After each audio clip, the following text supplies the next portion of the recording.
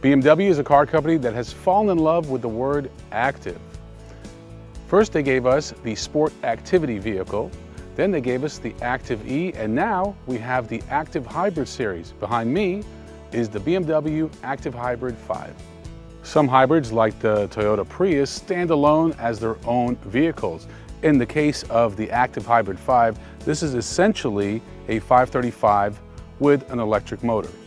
What BMW has done is mount a 96-cell, 0.68 kilowatt-hour lithium-ion battery pack between the rear wheels to give the ActiveHybrid 5 an additional 25 horsepower over the 535i.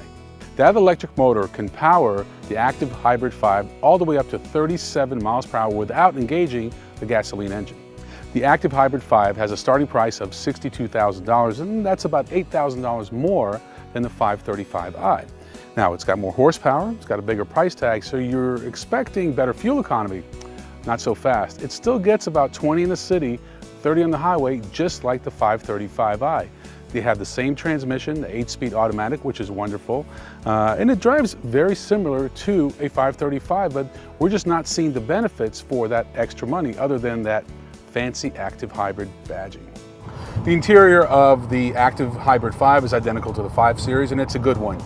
You probably heard me complain about some of the IP or instrument panels of other vehicles, like the Regal GS, for example, because there are just too many buttons cluttered in one spot. As you can see, BMW's done a really nice job. You got a big navigation screen, you've got all your audio controls here, and then you have this nice divider and all the climate controls. I like it. This is simple, it's intuitive, and it just makes sense.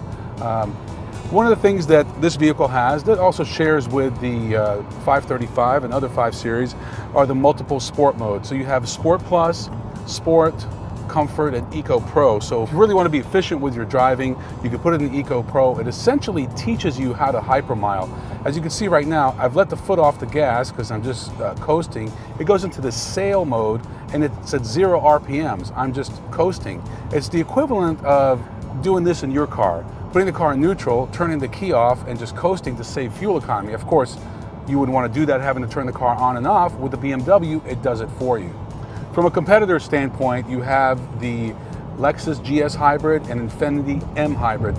Both are considered more sporty hybrids, where the hybrid is designed to really give the vehicle more power. And this vehicle, the ActiveHybrid 5, has paddle shifters, and it could really move. 0 to 60 is definitely under 6 seconds, closer to 5.7, and that's impressive for a vehicle that still gets 30 miles to the gallon on the highway. I do like the ActiveHybrid 5. I think it makes a lot of sense, and BMW had to do it.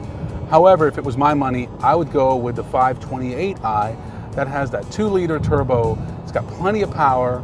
You're going to get better fuel economy, closer to 33 on the highway, and it's less money.